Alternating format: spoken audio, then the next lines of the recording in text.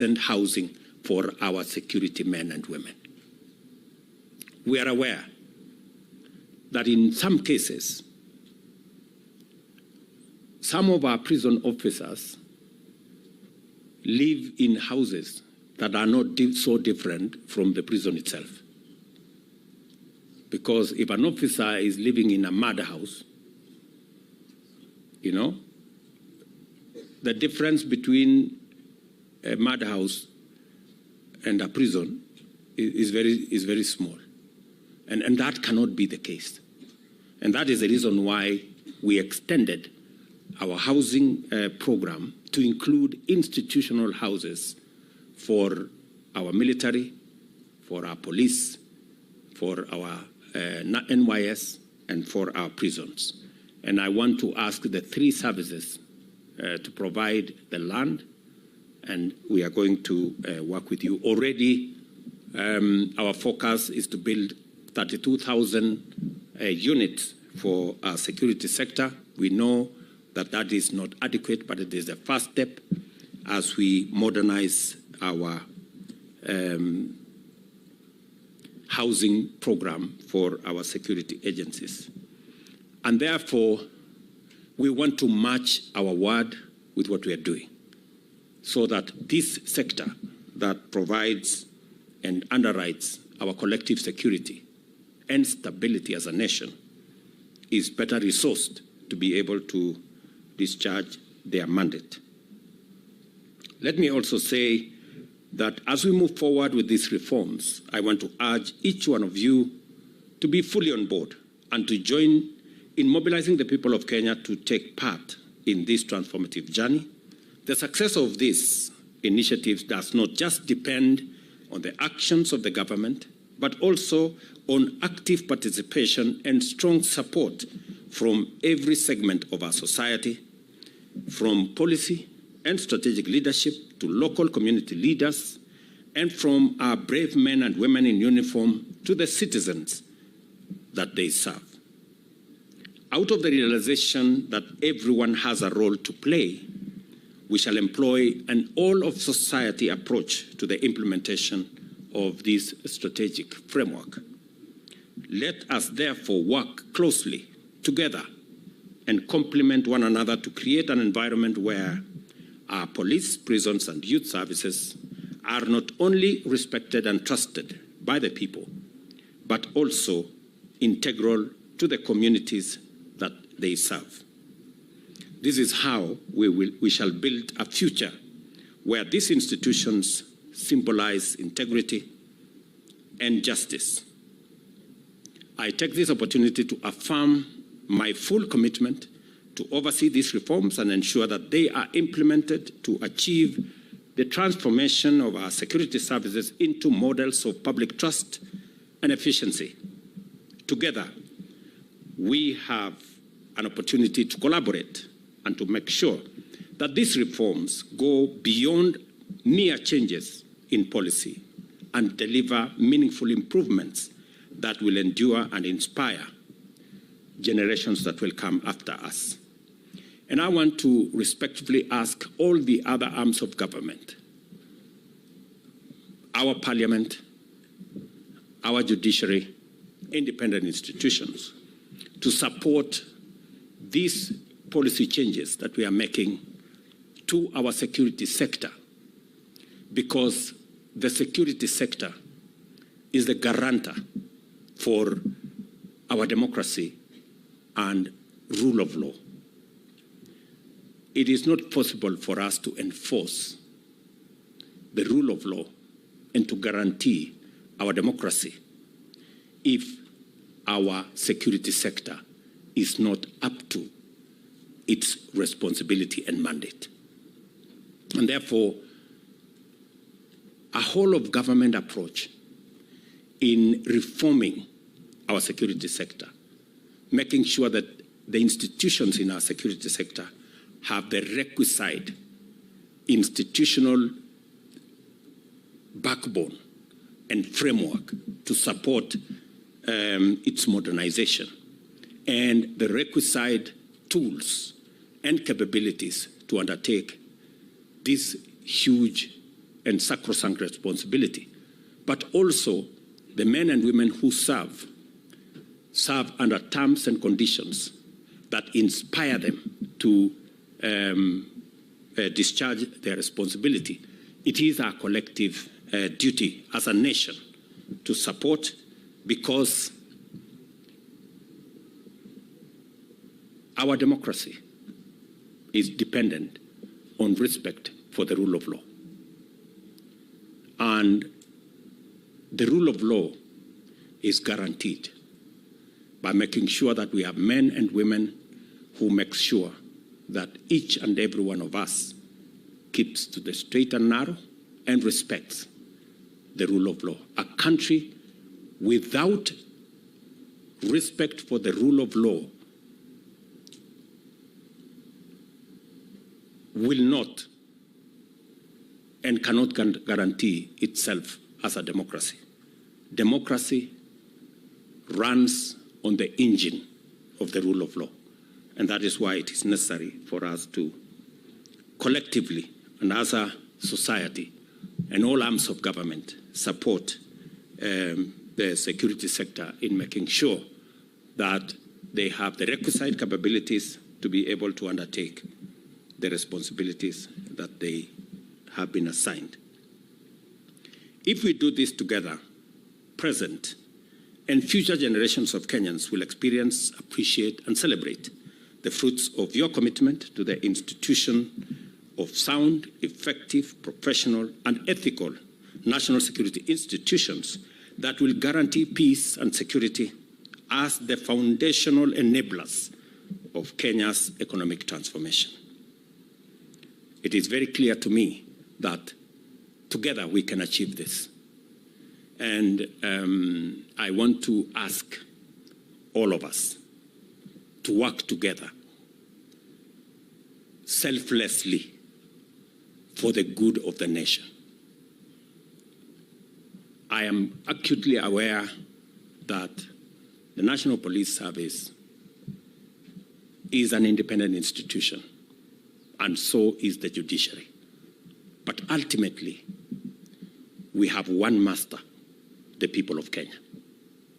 And we must make sure that we work together towards serving not interests of individuals, but the collective interest of the people of Kenya. And therefore, I want to ask for more collaboration, more working together, that the independence that we respect and enjoy must also look at how together, interdependently, can work towards achieving the greater interest and the greater good of the people of Kenya. So I really want to ask for a much more harmonious engagement and relationship between our different arms of government and also our different independent institutions, so that we keep focus not on what is good for one sector, but what is good for the greater good of the people of Kenya. Because that way we will be serving the interest of the Kenyan people. We must, by all means, defend our democracy and the rule of law.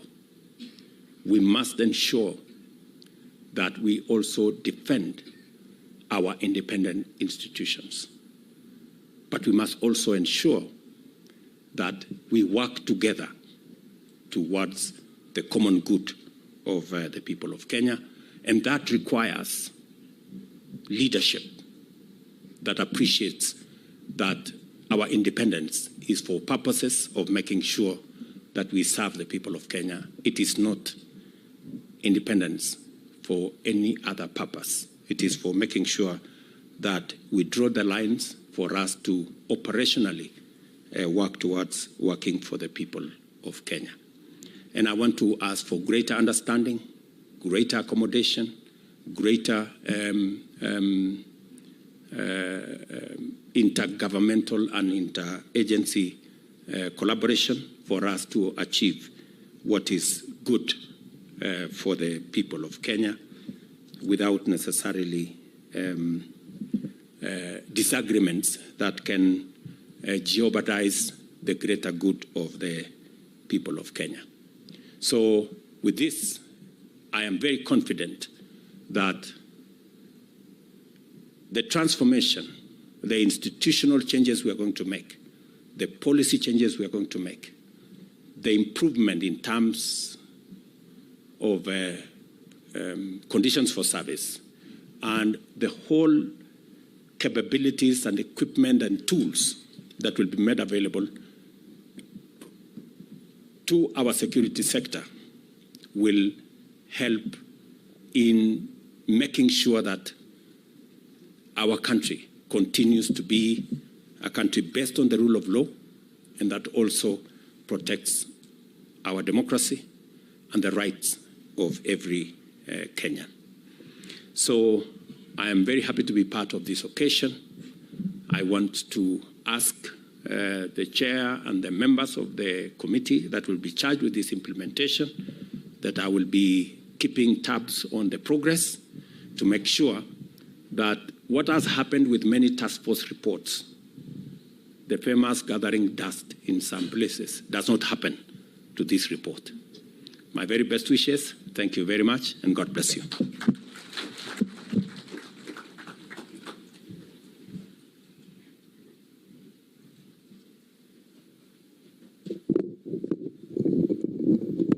Thank you, Your Excellency.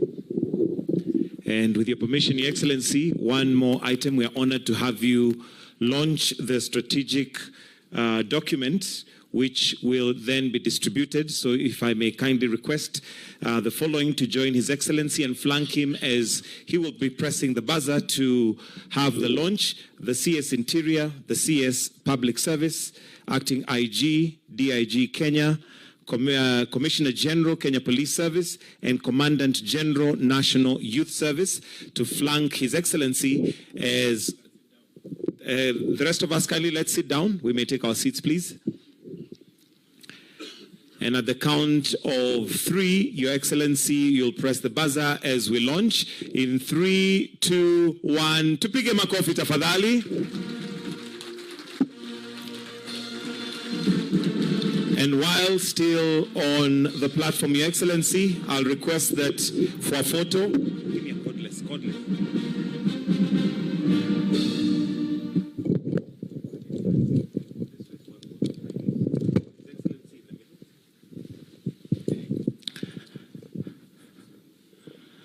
Then we'll hand over the documents. We'll have His Excellency hand over documents to the various stakeholders.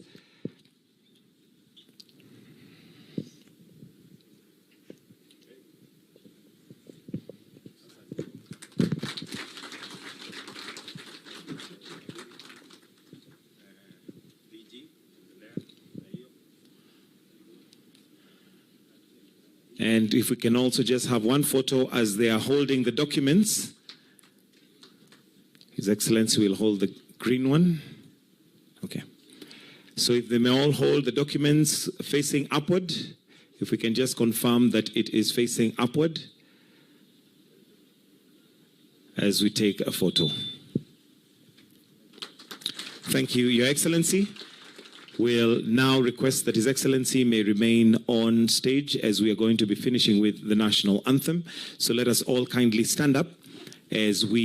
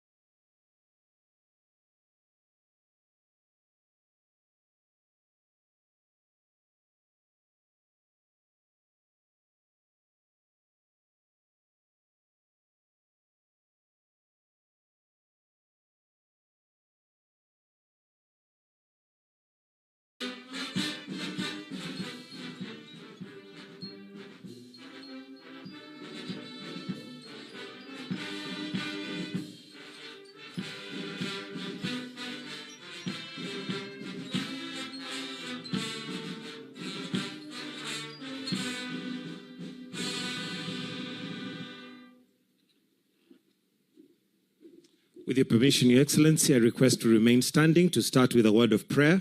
We are going to be led by Sheikh Ismail Abdikadir, followed by Corporal Reverend Lucy Modhoni. Karibuni.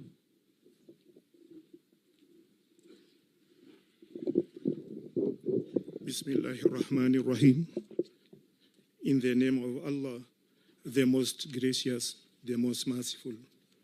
Ya Allah, we gather here today with humble hearts in your name, seeking your divine guidance and blessing for this important occasion, the launch of strategic framework for term and condition of service for our National Police Service, Kenya Prison Service, and the National Youth Service. We begin by thanking you, Allah, for the leadership of this nation, for the wisdom and vision bestowed upon His Excellency, the President of Kenya, and the commitment of all those who serve this country. We ask that you continue to guide our leaders from highest offices to those on the front line of service, so that they may always seek justice, fairness, and betterment of all people.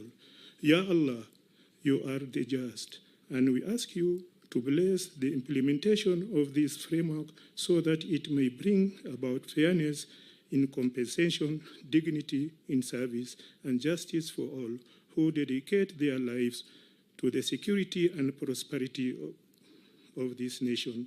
Guide the hands and hearts of those who tasked with ensure the welfare of our NPS officers, PS officers, and NY officers, that they may work with integrity, wisdom, and compassion.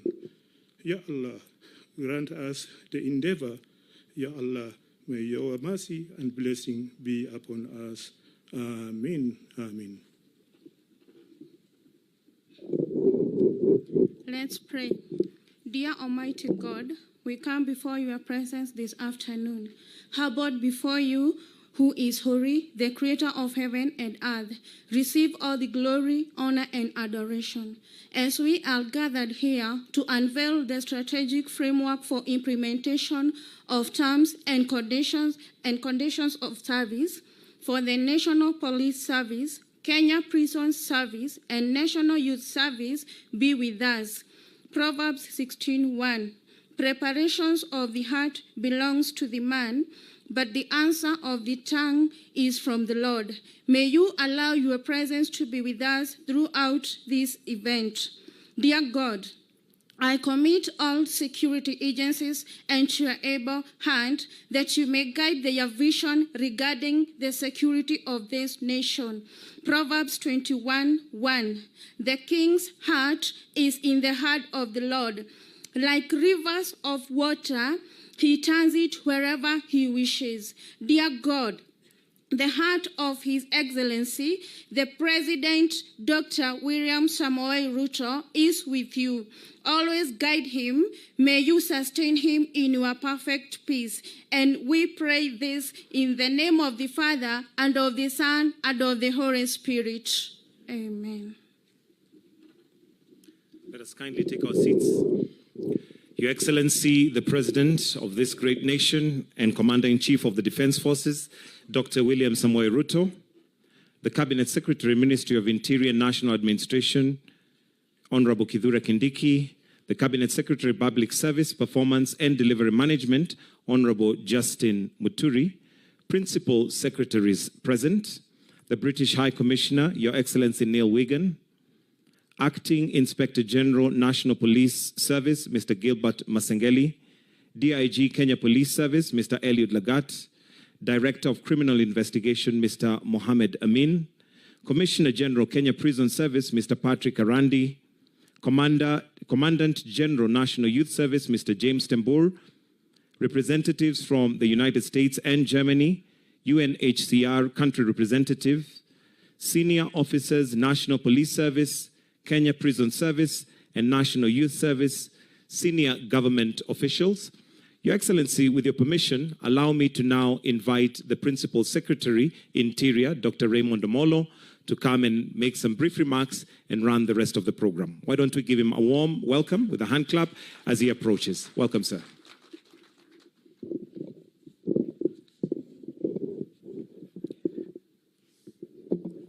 Your Excellency, the President of the Republic of Kenya, the Honorable Dr. William Ruto, the Cabinet Secretary for Interior, the Cabinet Secretary for Public Service, PS colleagues, the heads of various delegations representing our partners, the Acting Inspector General of Police, and the heads of all the various services. Ladies and gentlemen, good afternoon. Good afternoon once again. Your Excellency, I want to begin first by appreciating the honor that you've given the three services to come and preside over the launch of the strategic framework for the service. And as we do so today, it speaks to your commitment that you gave at the beginning of your administration, first by setting up the task force that was led by Chief Justice retired Maraga. And out of that, then you did give us the marching orders to begin the process of working on the implementation of a number of those reforms.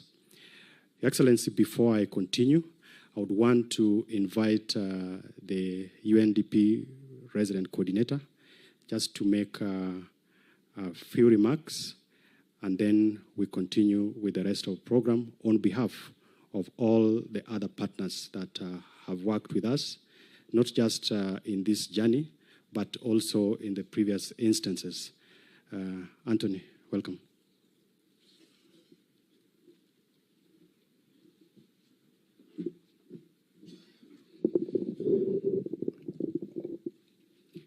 Your Excellency, the President of the Republic, William Samoei Ruto, ministers, PSs, service chiefs, friends, good morning or good afternoon once again.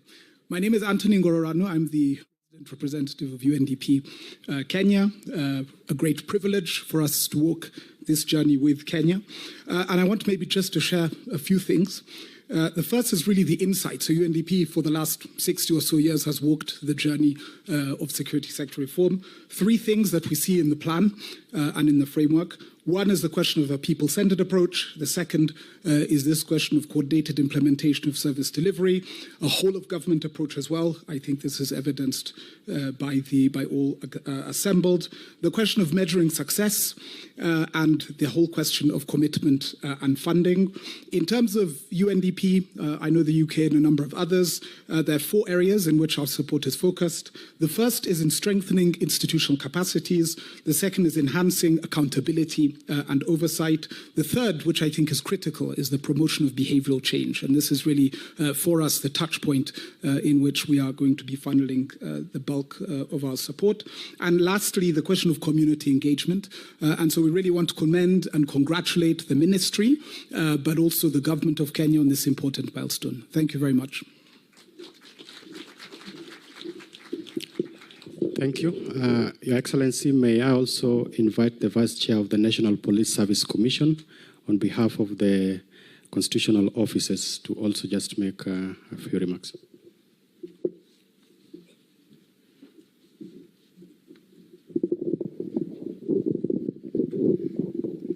Your Excellency, the President, CSS present, PSS present, Solicitor General, the commanders, and all officers, good afternoon. As you have heard, my name is Dr. Otwala of the National Police Service Commission, and we are here, Your Excellency, to say that we support the process and that we are willing to work with the agencies that are represented.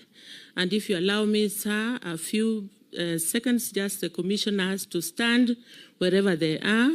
We have, I think, 3 commissions represented today that are working in this process. And those are the commissioners of the National Police Service Commission, our CEO.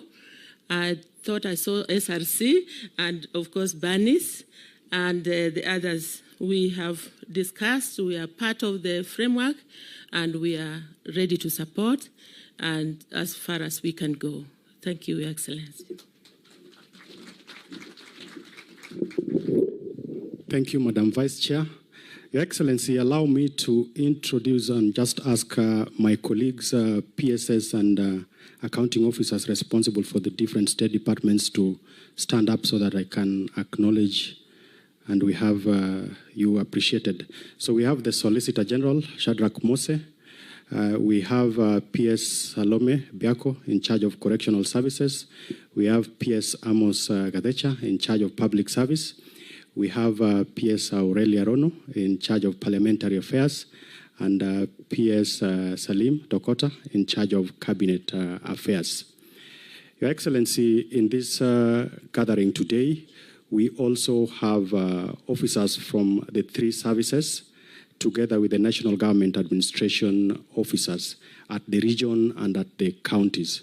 So we have the county police commanders, we have the county commissioners, same to the regional commissioners and the regional commanders.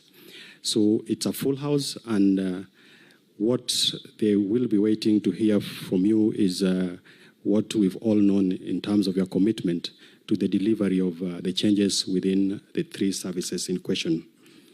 Your Excellency, I want to report that as we sit here today, the Cabinet Secretary for Interior did gazette the National Steering Committee that is going to be responsible for the implementation of the recommendations that came from the Maraga Task Force. And there's a lot of work that has gone in, and there is still a lot of work that we will be undertaking. Your Excellency, I don't want to say more than that. Allow me to invite the CS for Public Service to come and make his remarks, and subsequently invite the CS for Interior. Thank you.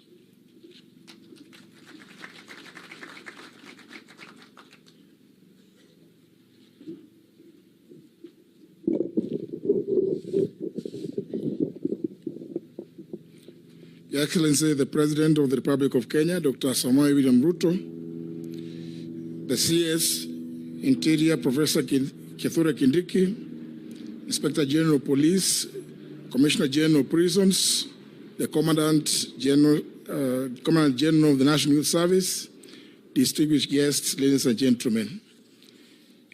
It gives me an honor to stand before you today at this momentous occasion, which is the official launch of the strategic framework for the National Police Service, Kenya Prison Service, and the National Youth Service. Your Excellency, today we embark on an important chapter in the transformation of our security and youth service sectors with the full support and leadership of Your Excellency. Allow me to begin by expressing my gratitude to you, Your Excellency, for your steadfast commitment to improving the terms and conditions and the overall well-being of those who dedicate their lives to serving our great nation. Your Excellency, your visionary leadership has been instrumental in the formation of the National Task Force on the improvement of the terms and conditions of service for the National Police Service, Kenya Prison Service, and National Youth Service, which was appointed by yourself, Your Excellency, on the 21st of December 2022, barely 3 months into office. The task force has brought about crucial reforms that will not only improve the lives of our service personnel, but also strengthen the institutions that uphold the safety, security, and the development of our nation. Your Excellency, one of the most profound aspects of this task force was your decision to include the National Youth Service as part of the reform process. And Your Excellency, I may mention it here that I do know for a fact you are extremely passionate about the functions undertaken by the National Youth Service. That decision underscored your unwavering commitment to empowering the youth of Kenya and recognizing their central role in the country's future. The National Youth Service plays a pivotal role in national development, instilling a sense of patriotism, discipline, and service in our youth. Through this task force, Your Excellency, we've set the stage to not only improve the working conditions of the NYS officers, but also ensure that the service continues to thrive as a training ground for the future leaders of this nation. On behalf of this entire NYS community, Your Excellency, I extend our deepest gratitude for your continued belief in the potential of Kenya's youth. The National Task Force embarked on a thorough review of the existing challenges within the National Police Service, Kenya Prison Service, and the National Youth Service. The task force put forward 117 recommendations aimed at transforming these institutions and enhancing the welfare of the officers. The recommendations were categorized into 3 key areas, being 65 recommendations for immediate or administrative action, 25 recommendations that require changes in law or policy to facilitate their implementation, and 27 recommendations that require funding for their successful execution. I'm pleased to report that tremendous progress has been made in the implementation of these recommendations, that 4 policies have been developed that will guide the reform process, addressing various aspects such as training, welfare, working conditions, and operational effectiveness. These policies include a solid foundation for the continued transformation of the National Youth Service. Your Excellency, I am proud to announce that 95% of the implementation process is already underway, which is a significant achievement within the short period since the report was released. Among the most notable achievements is the implementation of Phase 1 of salary improvements for the National Service officers and all the others. This phase has brought immediate relief and improvements in the livelihoods of the National Service personnel, reflecting our commitment to recognizing their invaluable contribution to the nation. However, there remain 3 critical allowances, which I am informed, Your Excellency, include the service allowance, instructors' allowances, high-risk allowance for officers stationed in high-risk areas such as Garissa, Balambala, Witu, and Hindi Field Unit, which borders the Boni Forest. These officers operate in highly challenging environments, and it is only fair that their risks and dedication are appropriately compensated. We are optimistic that the necessary budgetary allocations will be made to address these allowances, ensuring that these officers are rewarded for their service in protecting the nation's most vulnerable regions. With these reforms in place, Your Excellency, we will witness an even greater impact from the National Service in areas such as public works, environmental conservation, and the national security support. As we move forward, Your Excellency, the Ministry of Public Service and Human Capital Development remains fully committed to ensuring the successful implementation of the task force's recommendations. We will continue to collaborate with all stakeholders involved, working tirelessly to secure the necessary funding, legislative adjustments, and policy support required to complete the transformation of these critical institutions. In conclusion, Your Excellency, I wish to thank you for presiding over this important occasion and for your ongoing leadership in shaping the future of our security and youth service sectors.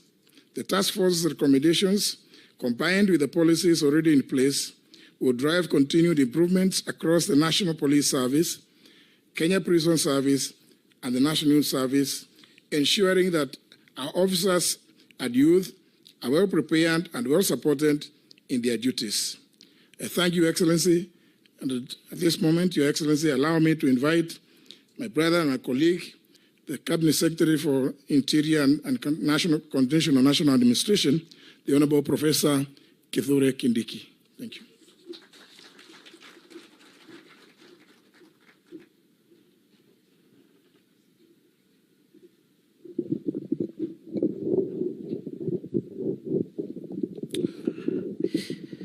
Your Excellency, President William Ruto, all the other colleagues from government, officers uniformed and not uniformed, development partners, and Your Excellency, we even have civil society representatives here. And other than the National Police Service Commission, we also have 2 other independent commissions represented here. That is the SRC, Salaries and Remuneration Commission, and the Public Service Commission. All protocols observed. Your Excellency, we are very happy today because on 21st December 2023, 2022, within 100 days, as you had promised when you were seeking election as President of Kenya, you formed a task force to look at security sector reforms and improvement of terms and conditions of our men and women who serve in the security sector to protect our country from crime and from other threats. And Your Excellency, you did that, and the task force, which was headed by retired Chief Justice David Baraga, took a bit of time because we wanted them to do a thorough job. The terms of reference were extensive, quite expansive, and November last year, 2023, they presented their report to you. Subsequently, you directed us to immediately start the implementation of that process. And Your Excellency, we are happy to report that so far we've covered some ground because some of the recommendations are administrative and do not require even financial or other things. And therefore, your support today by gracing this occasion to formally now launch the implementation strategic program is very crucial to us, and we are very excited that you got time to come and speak to us. Your Excellency, we were here 2-3 weeks ago, and you directed us further to also look at some of the other things that are not captured already in the ongoing work, especially around the National Government Administration System, which is a significant and important link to the whole of government and whole of security sector delivery. We are working on those directives, mainly on working with the Inspector General of Police to make sure that the police support the work that the National Government Administration officers do out there in the protection of our country and in the maintenance of peace and harmonious coexistence of the citizens of Kenya. We are already underway with that directive, and we'll be briefing you. You also directed us, Your Excellency, to also include reform issues on GAO, to also modernize their training, their orientation, so that they can align with the entire framework of a modern, more efficient, and output, or a system that can help this country take the people to the next level. Your Excellency, I want to say two things before I invite you. The first one is that the task force, the recommendations are quite expansive, and they are going to cost the government of Kenya quite a bit, especially in these times when our fiscal space is not great. We are grateful so far through your leadership and directives. We have started off on some of even the more difficult issues like welfare issues, but also other issues like modernization of equipment, especially for the police. And we hope that going forward in the coming years, we will also be touching on the other services that are represented. So we are grateful. It's quite an expensive venture, but it is worth it. This country, for it to realize socio-economic development, for this country to move to the next level, we require stability, a secure environment for investors, local and foreign, and a society that is cohesive. For that reason, Your Excellency, we are grateful for the sacrifice you made and the leadership you provided. The second and last point, which I want to make, Your Excellency, is to say that security anywhere in the world is a sensitive issue.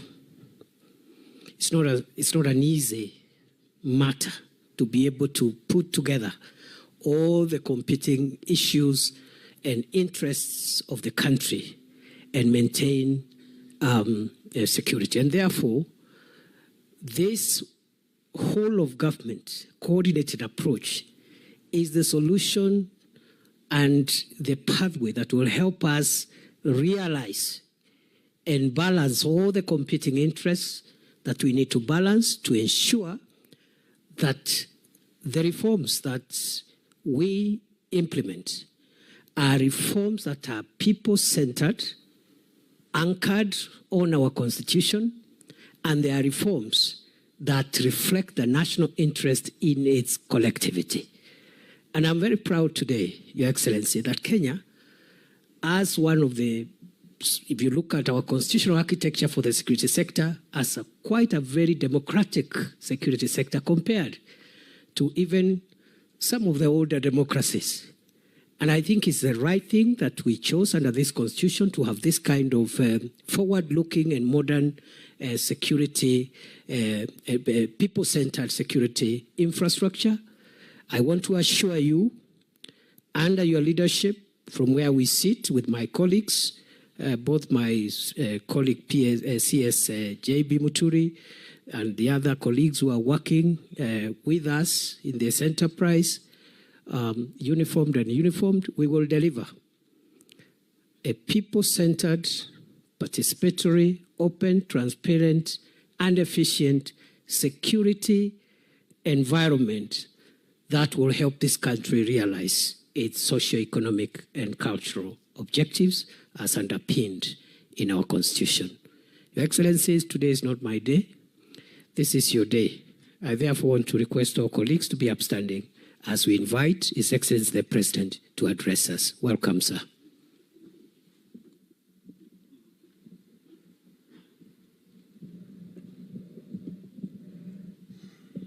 Thank you very much. Please, let's take our seats.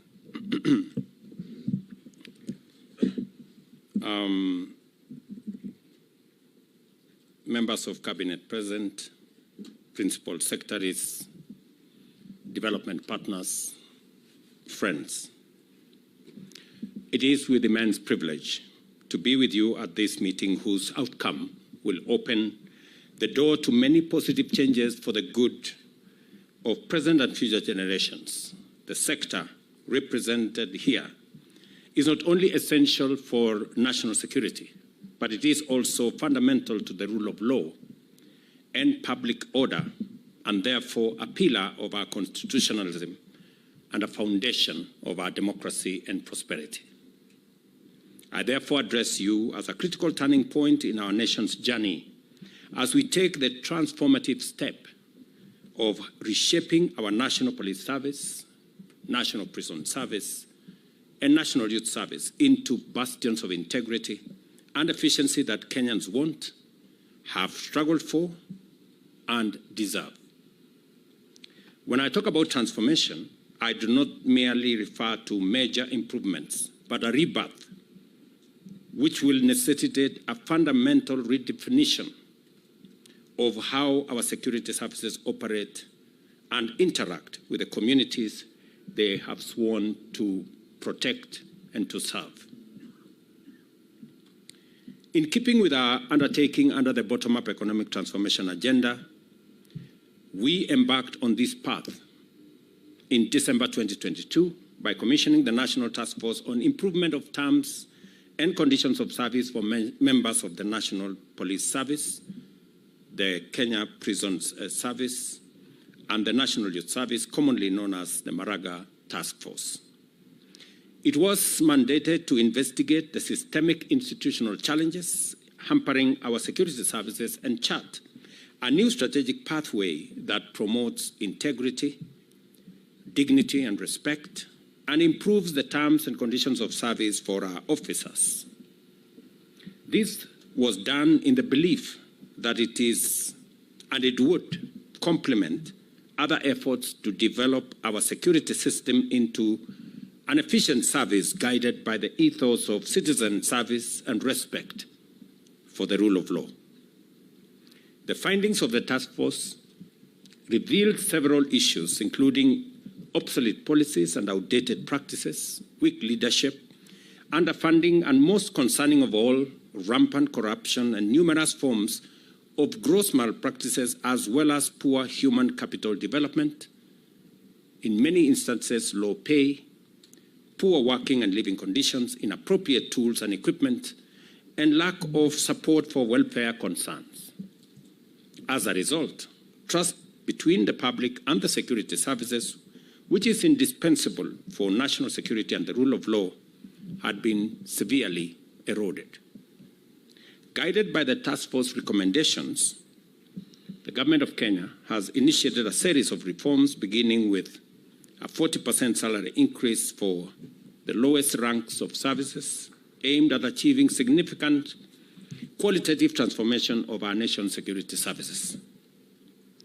We appreciate the considerable financial implication of the full implementation of the changes prescribed by the Maraga Task Force.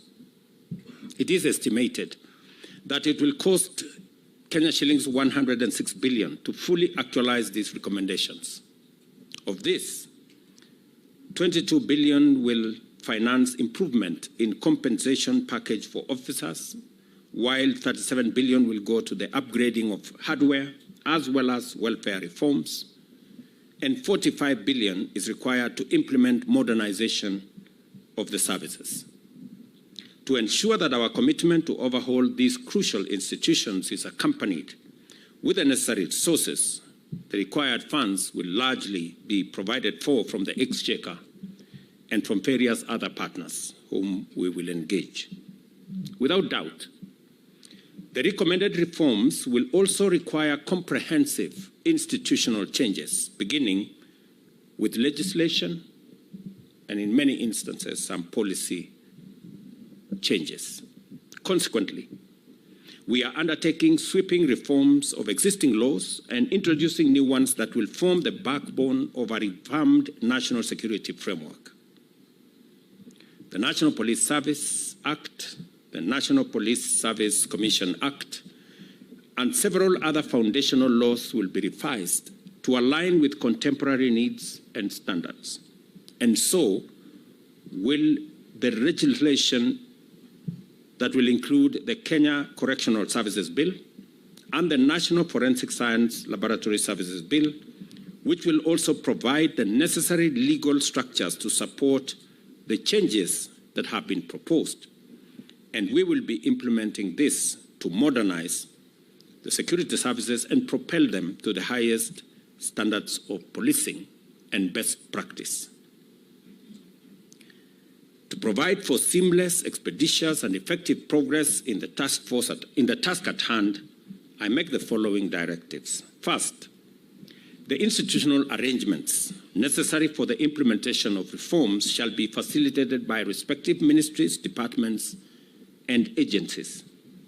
Any changes and any challenges encountered during the implementation phase shall be addressed and resolved without delay through the established mechanism, and the gazettement of this particular implementation committee will provide the necessary nexus between all the agencies to make sure that issues that stand out are resolved.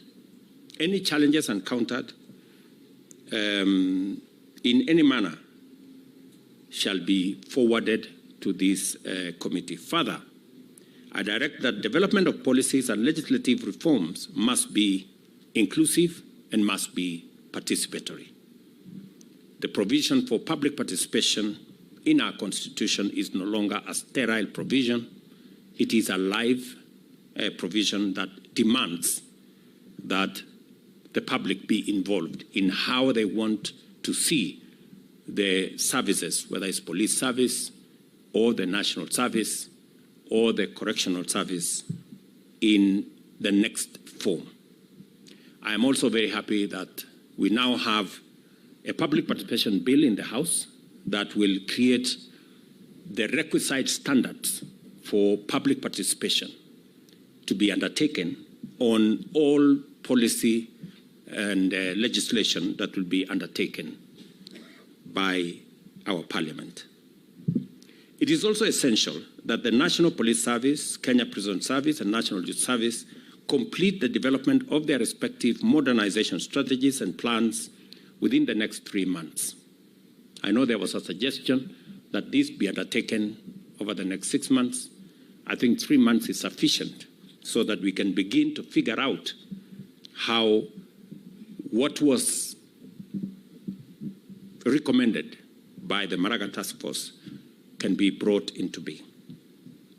Accordingly, the National Treasury will make adequate provision for funding to implement these interventions. Beyond legislation, we are also drafting new policies and revising old ones in order to redefine our national security landscape and chart a path to the future that is fully aligned with our constitutional framework as well as aspirations as a nation. The Public Order Management Policy, Community Policing Policy, and the National Correctional Service Policy will not merely be the guide for our officers, but will be the strategies aimed at ushering in a new era of community engagement and community cooperation. These policies are designed to forge a strong partnership between our security services and the community by building trust and enhancing cooperation between the public and law enforcement officers and agencies. As we move forward with these reforms, I urge each one of you to fully come on board and join in mobilizing the people of Kenya to take part in this transformative journey.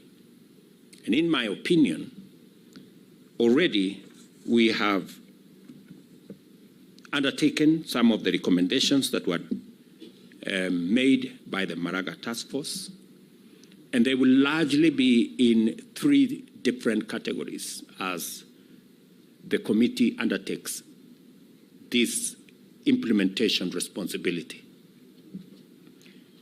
Institutional reform.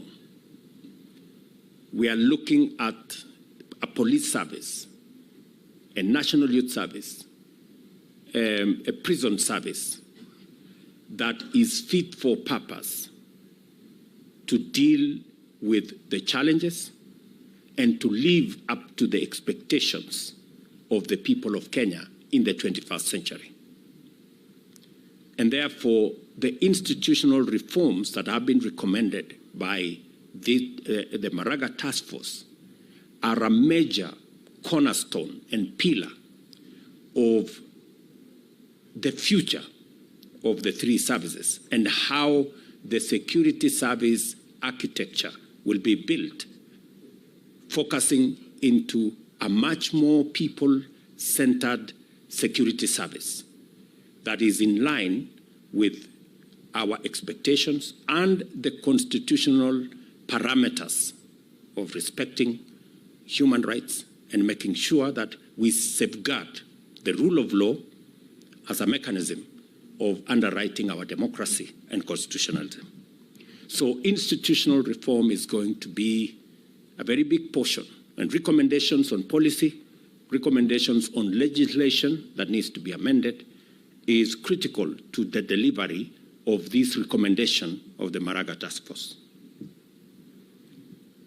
The other focus must be on the human capital development and responding to the needs, the requirements, the capabilities, and the general terms of service of the men and women who are charged with this sector.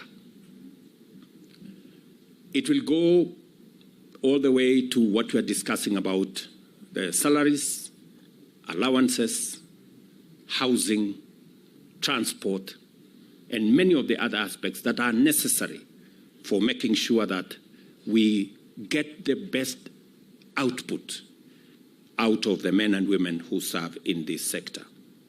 We have started the journey with the first installment of salary reviews. We will be looking at the other allowances that come with it. And we will also be looking at career progression so that there is a career progression pathway that has always been a challenge. You know, an officer, we were given the example of an officer that is hired, and for 20 years, they are stuck in the same job group. That going forward is not going to be the case. There must be a clear career pathway so that everybody who joins the service has clarity on where they want to go, and they can work hard towards it to make sure that that career progression, continuous training is part of the available pathways for the people joining either the prison service or the National Youth Service or our police service. And the third aspect is going to be the space around equipment, around making sure that we have the requisite tools for the delivery of the job and the mandate for which the services have been assigned. And this will include capabilities around transportation, capabilities around communication, capabilities that will speak to digitization of the services that we are engaged in. And my very clear instructions is, as we digitize government services, we must onboard the digitization of police services, National Youth Service, and also our prison service.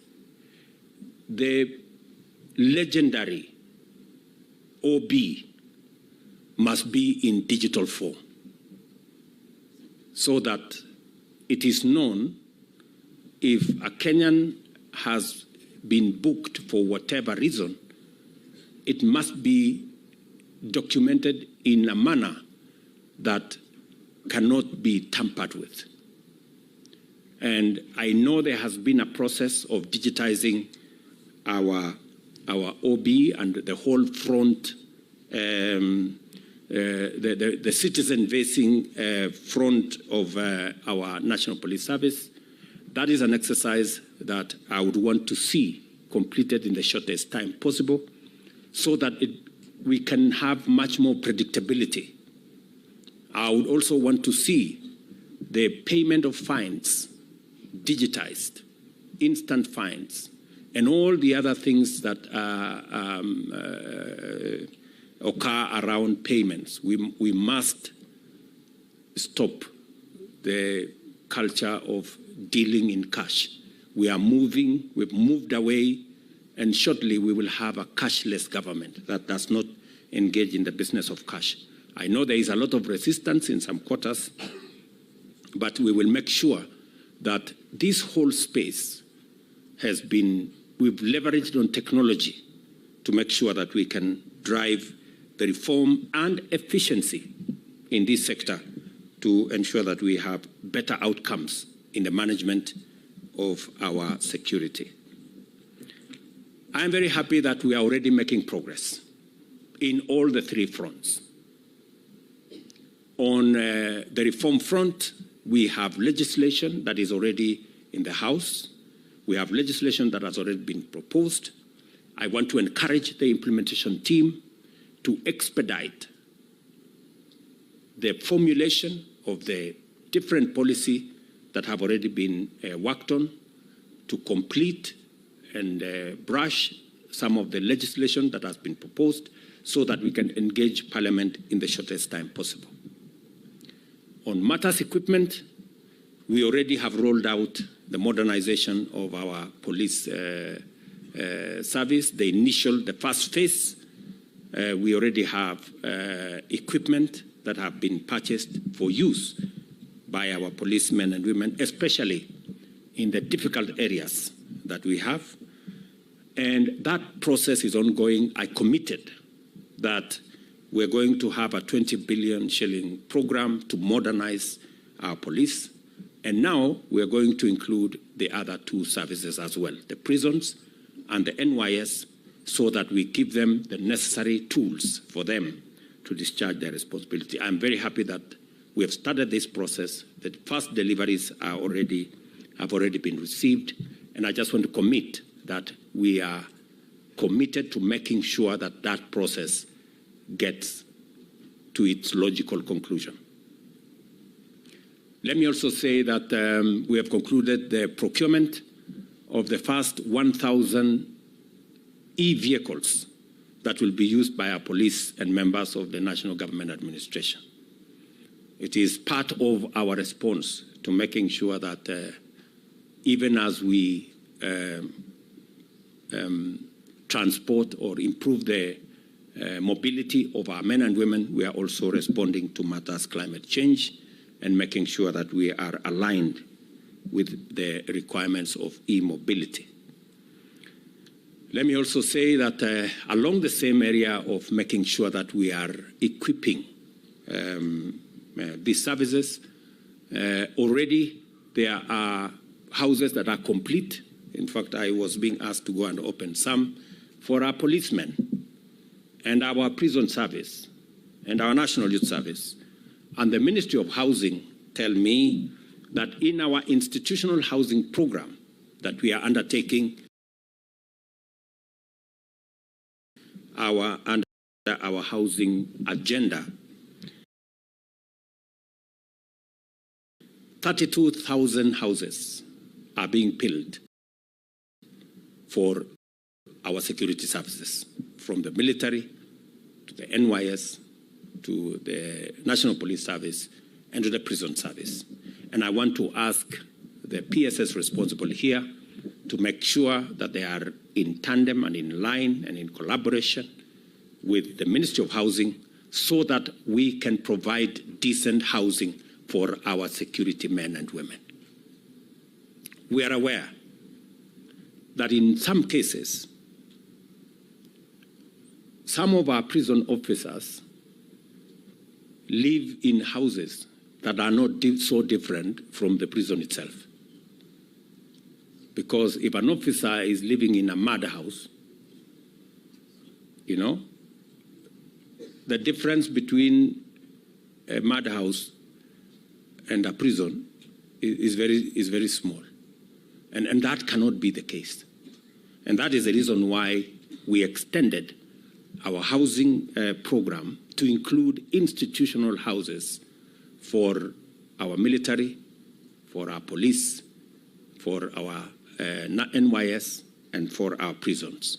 And I want to ask the three services to provide the land, and we are going to work with you. Already, our focus is to build 32,000 units for our security sector. We know that that is not adequate, but it is the first step as we modernize our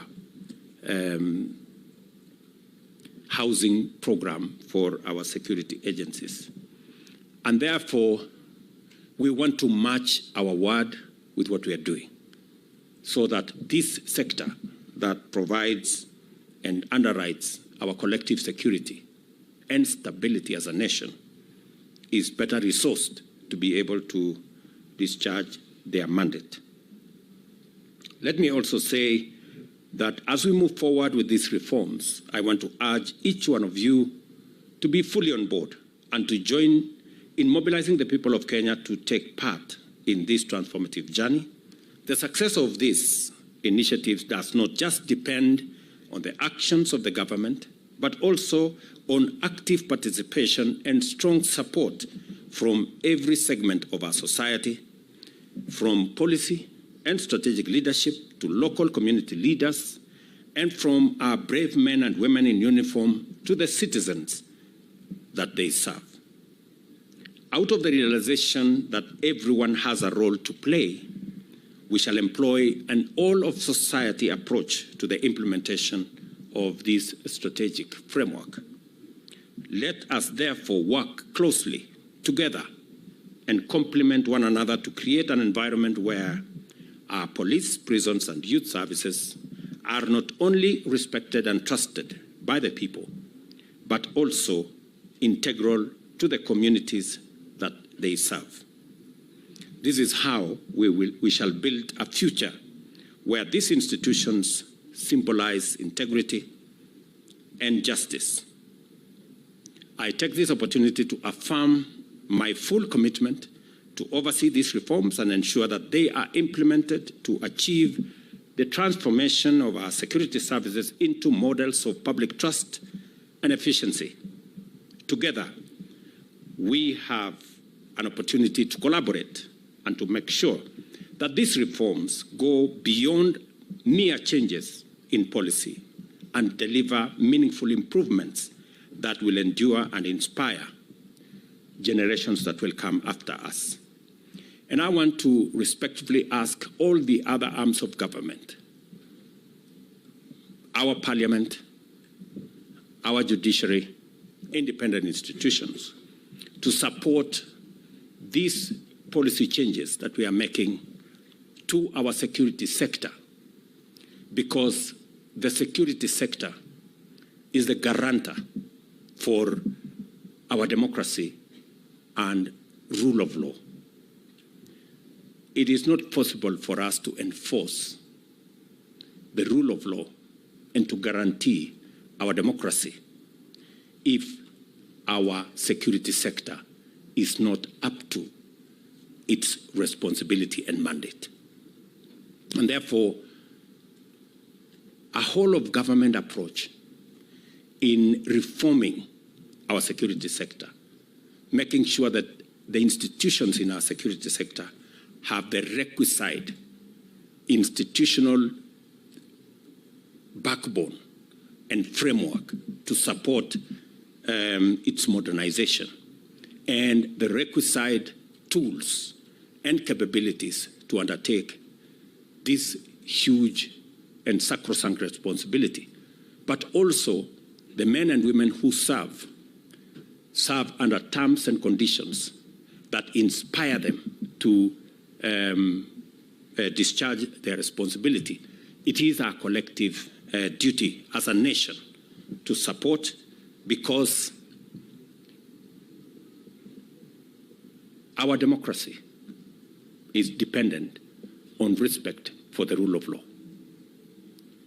And the rule of law is guaranteed by making sure that we have men and women who make sure that each and every one of us keeps to the straight and narrow and respects the rule of law. A country without respect for the rule of law will not and cannot guarantee itself as a democracy. Democracy runs on the engine of the rule of law. And that is why it is necessary for us to collectively and as a society and all arms of government support the security sector in making sure that they have the requisite capabilities to be able to undertake the responsibilities that they have been assigned. If we do this together, present and future generations of Kenyans will experience, appreciate, and celebrate the fruits of your commitment to the institution of sound, effective, professional, and ethical national security institutions that will guarantee peace and security as the foundational enablers of Kenya's economic transformation. It is very clear to me that together we can achieve this. And I want to ask all of us to work together selflessly for the good of the nation. I am acutely aware that the National Police Service is an independent institution, and so is the judiciary.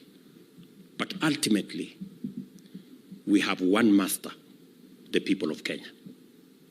And we must make sure that we work together towards serving, not interests of individuals, but the collective interest of the people of Kenya.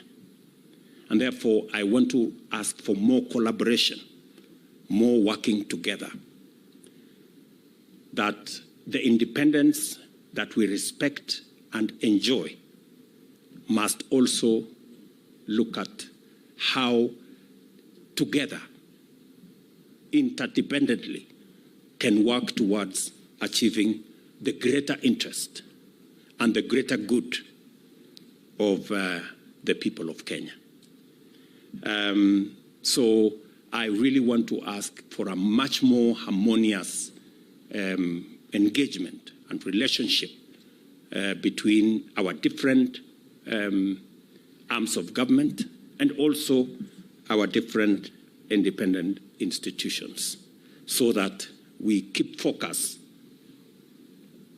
not on what is good for one sector, but what is good for the greater good of the people of Kenya. Because that way we will be serving the interest of the Kenyan people. We must, by all means, defend our democracy and the rule of law. We must ensure that we also defend our independent institutions.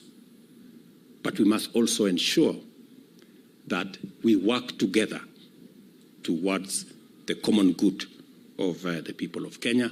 And that requires leadership that appreciates that our independence is for purposes of making sure that we serve the people of Kenya. It is not independence for any other purpose. It is for making sure that we draw the lines for us to operationally work towards working for the people of Kenya. And I want to ask for greater understanding, greater accommodation, greater intergovernmental and interagency collaboration for us to achieve what is good for the people of Kenya without necessarily disagreements that can jeopardize the greater good of the people of Kenya. So with this, I am very confident that the transformation, the institutional changes we are going to make, the policy changes we are going to make, the improvement in terms of conditions for service, and the whole capabilities and equipment and tools that will be made available to our security sector will help in